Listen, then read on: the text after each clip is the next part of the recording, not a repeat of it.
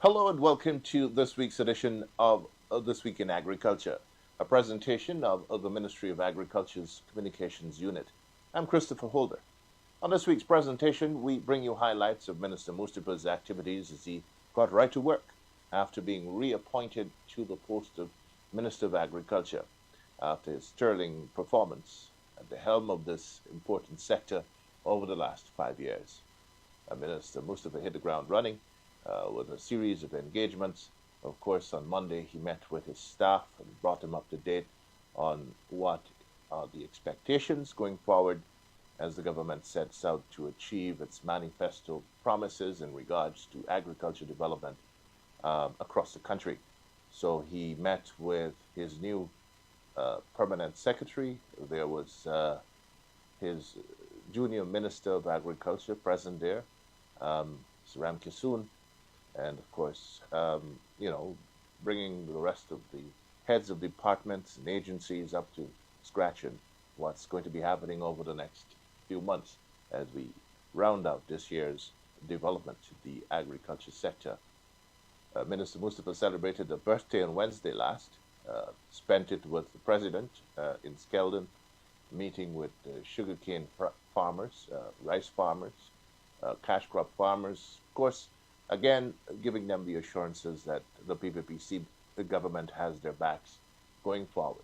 Rice farmers are now a bit worried about the price being offered per bag of paddy sold to millers. And this is, of course, in the face of global challenges affecting how much the millers get per ton of rice sold on the international market. So Minister Mustafa has been engaging, along with the President and other key stakeholders, of course, on the way forward, looking at the factors impacting what the miller is able to offer to the farmers. And of course, government will be playing a role in ensuring that the farmer gets a basic price that he can live with for his production costs and so on. A little more to go back to the crop for the first crop of the new year. So all these and more on this week's edition of This Week in Agriculture. We will be back after these messages. The Guyana Rice Development Board is integrating cutting-edge technology in rice farming. With the introduction of drones and GIS mapping, farmers can monitor their crops and make data-driven decisions. Through our Farmers Field School methodology, we provide comprehensive training to ensure farmers maximize the benefits of these technologies. As part of the project, GRDB has trained 8 drone pilots and 12 data analysts. The project was piloted at 9 Farmers Field Schools, with 3 located in Region 6, Crabwood Creek, Yakusari, Blackbush Boulder, and Lancaster, 3 in Region 2, Fairfield, Walton Hall, Henrietta, and 3 in Region 3, Windsor Forest, Good Hope, and Wakenham. To date, over 200 farmers have participated in the pilot areas and an additional 150 outside the pilot areas, with female farmers comprising 15% and young farmers 45%, representing 6% of the total farmers in the country. The Guyana Rice Development Board, pioneering the future of farming. A message from the Ministry of Agriculture.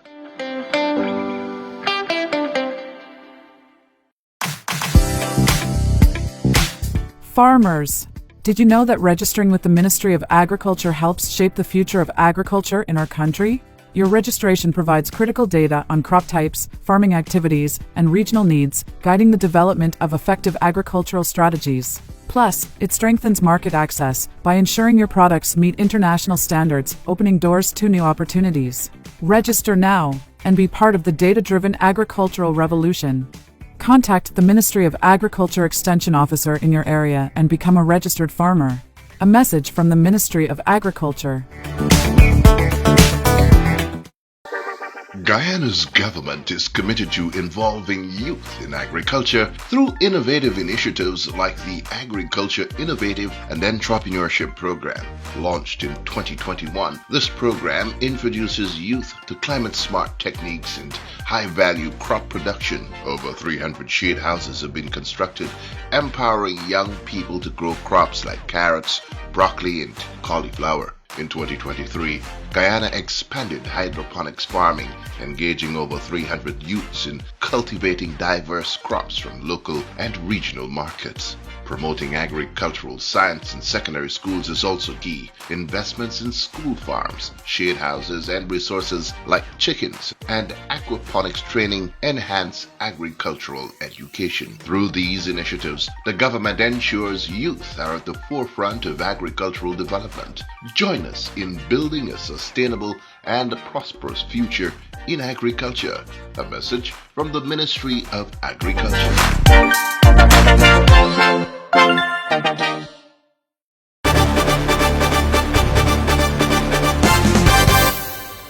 We begin this week's presentation by telling you about Minister Zulfikar Mustafa's first order of business upon retaking the reins of the Ministry of Agriculture on Monday last. Meetings with his junior Minister of Agriculture, Mr. Vikash Ramkisoon, new Permanent Secretary, Ms. Duan Ellis, and all agency and department heads of his ministry, sharing with them government's vision for the agriculture sector over the next 5 years, and what is going to be expected of each agency and department of the ministry in the delivery of service and support to the agriculture sector. During the meeting, Minister Mustafa underscored the importance of ensuring that all projects aimed at advancing the agriculture sector are executed within the contractual timeframes and in strict adherence to contractual specifications. He stressed that the timely and effective delivery of these initiatives is critical to achieving the government's broader developmental agenda for the sector.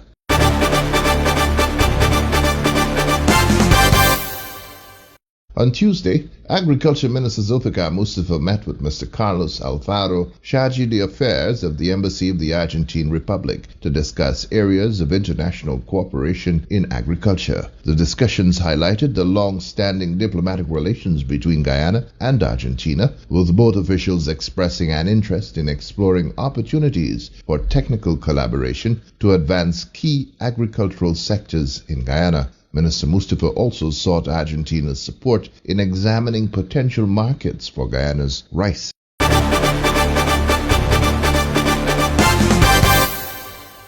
On Wednesday, Agriculture Minister Mustafa accompanied His Excellency President Dr. Irfan Ali and other cabinet colleagues to an engagement with private sugarcane and rice farmers on a range of issues of concern to them. That meeting was held at the Skeldon Estate Managers Club under Quarantine. The meeting allowed for cane farmers of the Upper Quarantine to engage with the President and Agriculture Minister on a range of issues and plans they feel can empower their business of cane farming and sugar production. In his address to those in attendance, President Ali outlined his government's vision for agriculture development in Guyana, the need for diversification of crops, the expected role of the private sector in investments in agriculture, and government's commitment to providing the enabling framework and incentives to bring this all together.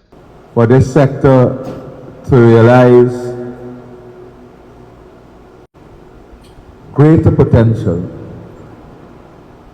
and move towards a more sustainable and manageable operation. Having said that,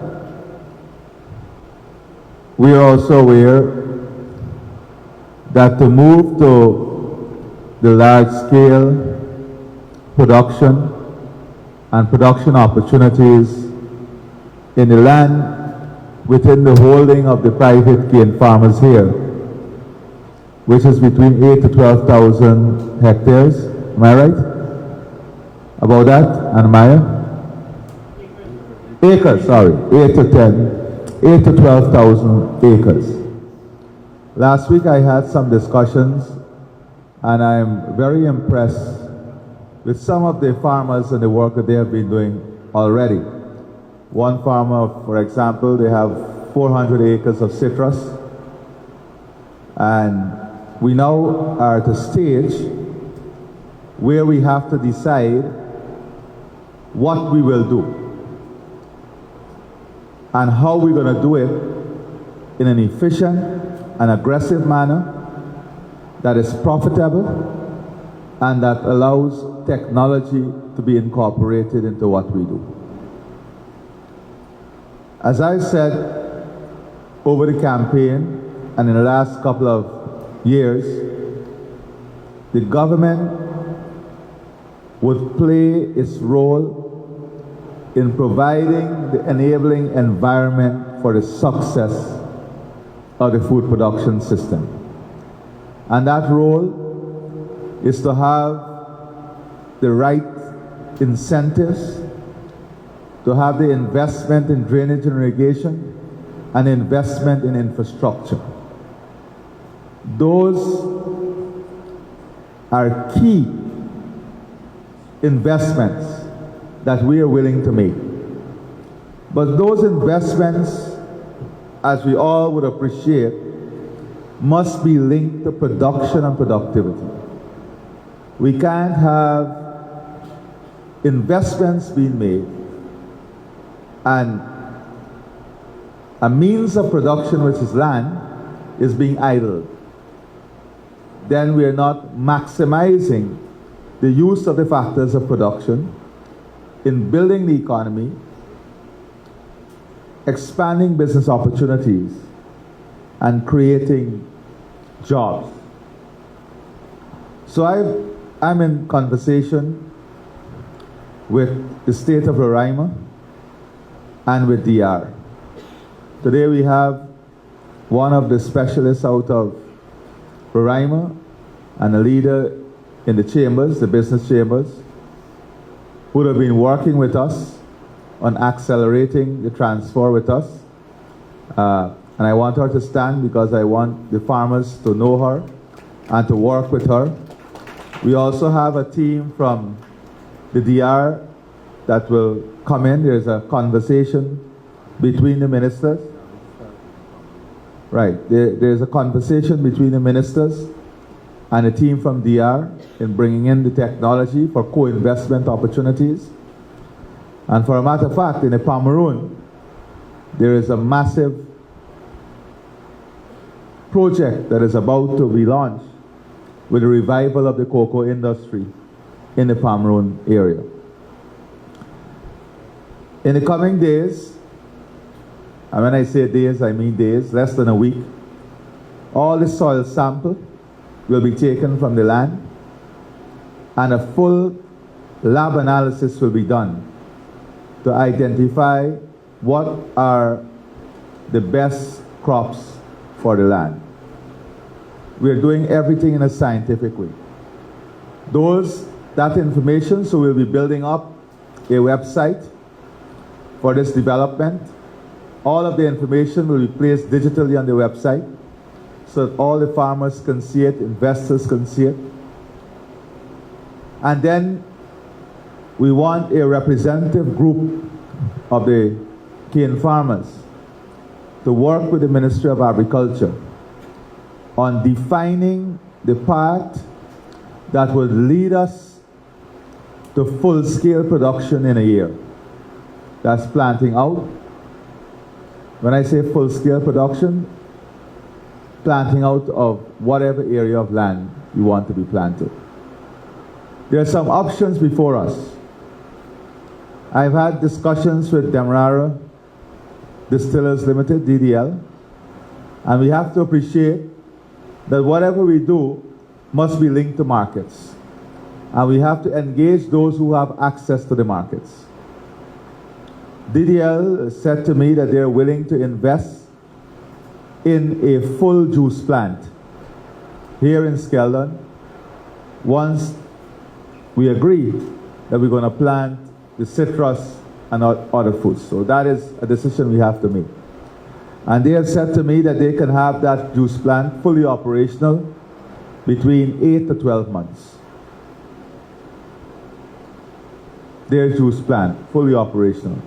So whatever we do, we have to bring the technology and the plants. Speaking to Roraima, They said that they have plans. We have plans that can go into production, that is orange citrus, within 18 months.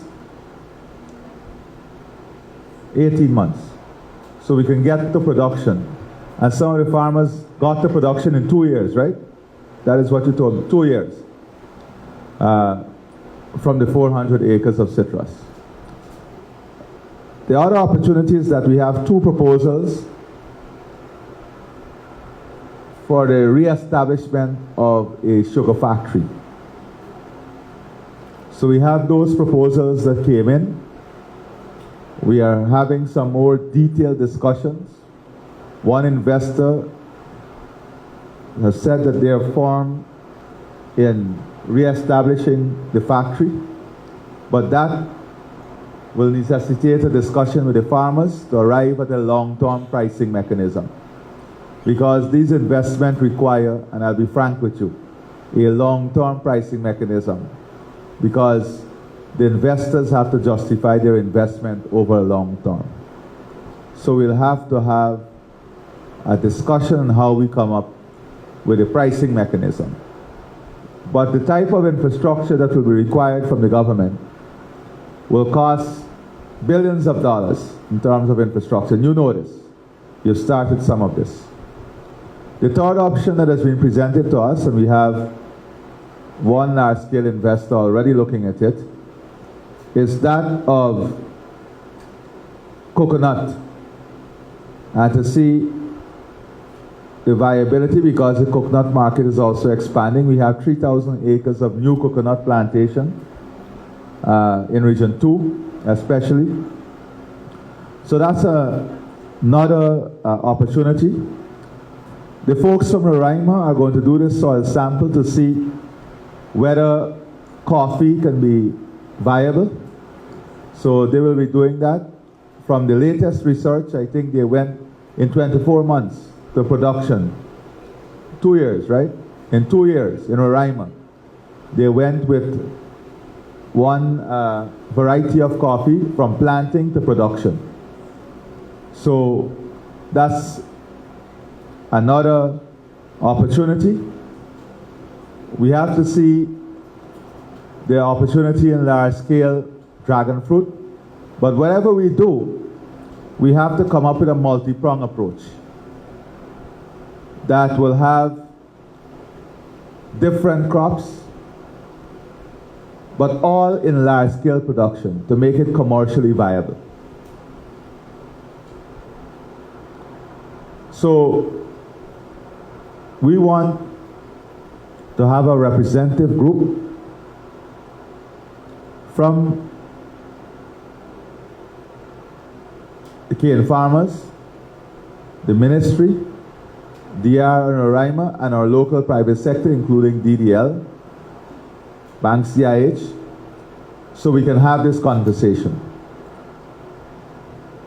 We are working on, within the next 14 days, to have a full delegation, to have all the soil mapping completed, the soil analysis completed, and then move towards, within 14 days, and you see the Minister of Tourism, Industry and Commerce here too, within 14 days of having a joint investment meeting based on all the data that we collect between the government, the cane farmers, the private sector out of Roraima, our local private sector, and the private sector out of DR. Are we together? We together? So I wanted to come to communicate this with you, because this is going to be 24 hours work, 24/7, for us to get where we want to be. But we all have to be committed to this. We can't have people who are looking to hold land. We have to be committed to this and in achieving the results that we want to achieve. In his meeting with rice farmers later on Wednesday, the president assured rice farmers of government's unwavering support in the face of global challenges impacting their price per bag of paddy being offered them by millers as harvesting of the second crop gains momentum. He warned of what he described as opportunists who will come around pretending to care and love them. Because over the next 2 weeks, we'll have a series of meetings to see what solution we can find to this problem. You have to be involved, we have to be involved, the millers have to be involved, and of course, the markets have to be involved. We have to talk to the markets. We agree on that? This is not us, anybody fighting each other. One thing you all know for sure is that you got a government who supports you, and a government that represents you and works with you. So there'll be a lot of opportunists coming around now, political opportunists, and I'm very frank with you, who will come around as if they love you and care about you, and they want to represent you. Let me be clear. There is only one honest representative of rice farmers in the history of this country, and that is the People's Progressive Party. The rest will try to use you politically. Do not allow yourself to be used. I'm here to tell you that we are going to work with you because we love you and we genuinely want you to succeed. Yesterday you heard about all of the initiatives we launched to support rice in the last 3 years. And you know this, don't you know? Don't you know? Yes, sir. So you know that we're going to work with you. The situation is very complex at the moment because you have dumping, you have falling prices, you have oversupply, you have a bumper crop all over the world, you have markets that have outstanding money for millers. So it's a very complex environment we're operating. And as government, we are trying to navigate through that program. You know, we have already said that in all of the rice producing regions, we have to now build storage capacity, the government, where we will stockpile also. So we can stockpile, we have to have the capacity nationally to stockpile maybe 5 million tons of rice. Because we want rice to succeed, we want you to continue to plant, we're going to continue to invest in better variety to give you higher yield. So we have to have the appropriate infrastructure to support these investments. Following up on the statements made by the President, Agriculture Minister Zulfikar Mustafa explained that meetings are ongoing to ensure that farmers receive a fair price for their paddy as they did previously. The President said, yes, the contribution that the government would have made directly, inject directly into the farmer's pocket, over $2 billion. Leaving out fertilizer, another $2 billion was expended on fertilizer. So the contribution directly to farmers for the last crop, that you receive fertilizer for the second crop of 2025, was directly over $4 billion, including the commission, that over $600 million that GRDB would have forego. The government have to find that now and give subvention back to GRDB. So last crop, we have had that discussion. Now yesterday, we had all the millers that attended this meeting. We went through the figures with them, we went through the numbers, and they showed us that one, they have small markets, and the price, the world market price base and the grain increases in the world. Not only India, but places like Latin American countries like Argentina, Uruguay, Brazil. They are also, their cost of production is coming down because our farmers, one of the major costs in producing rice is the renting that they are now racing one another to rent land. Some of you are going to the landlord, and when one body renting the land for $20,000, some increase it to 25, 30, up to $35, $40,000 for one plot of land you are paying. And you all can't talk that is untrue. And as the President rightly said, I'm glad that he's addressing this issue because there are a lot of landlords who live in overseas and renting their land out to the farmers. And the farmers who doing a one plot and two plots of rice cultivation, trying to race one another, increasing the price. That is the main cause of the cost of production. Now the government We have been making the contribution in terms of fertilizer, in terms of reducing the cost for fuel, zero tax we collecting on fuel. So what the cost of you buying the fuel for is the cost that we importing it for. The VAT on agriculture machinery and chemicals and things like that. So we are contributing to reducing the cost. But at the same time, at your level, you have to ensure that you change the culture that you have. Now, the rice millers are saying that the crop, for this crop or this year, the price have decreased tremendously because of the market overseas. And that is why they are now holding out. From the meeting yesterday to now, two of the millers, the major players in Berbice, have increased their price to $3,000 a bag for the paddy. They inform us that. And we will continue to meet with them, as the President rightly said at his press conference, that the meeting was adjourned. We'll continue up to this morning on our way coming up there. Minister Ashley Singh and myself, we were talking to the rice miller again to go back to that price that we had, or increase the price. So this is a work in progress. We are continuing to meet with them. The government is very concerned, as I said. The government wants you all to have maximum price for the paddy, right? Maximum price. That is why we are doing all these things. We are continuing the negotiation. The President was briefed and he instructed us, both of us, to ensure that we have meeting regularly with the miller to see what we can do. And that will continue. So as it stands now, in Region 6, two of the main mill are the Hack group of company. They are paying $3,000. I understand Nanpasad is still paying less than that. But then also the farmers, some of the farmers got contract with these mills. And I raised it yesterday with the millers and say that farmers should have the freedom to sell their paddy at any mill that is paying the highest price. You should not tie down yourself with a particular mill that when you reap your crop, you have to carry your paddy there. They agree with us to a certain extent, right, Ashley, when we spoke to them about it. So we have to continue to do that. But you should have a right to sell your paddy at the mill that paying the highest price. So that will continue the discussion. As I said, we have some movements yesterday up to $3,000, and we will continue to see what more we can have. Those conversations with millers have continued over the weekend.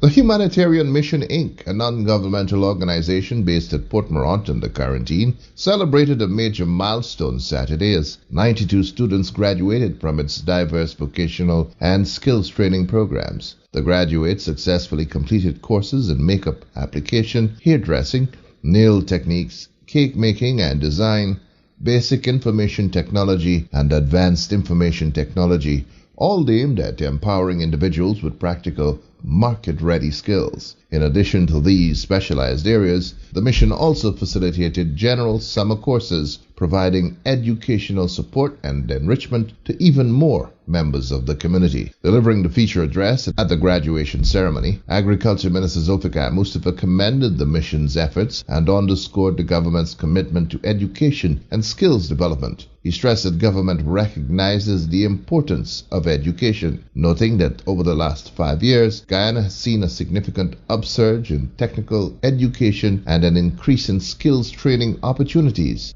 under the Board of Industrial Training Program, or BIT. Minister Mustafa further noted that from 2020 to 2025, the budgetary allocation for the education sector increased to $175 billion. This, he said, is a testament to government's commitment to developing the sector. The Agriculture Minister also announced a $7 million project for the NGO to realize an agro-education component to its operations. This project, he said, will be overseen by NARI in the coming months.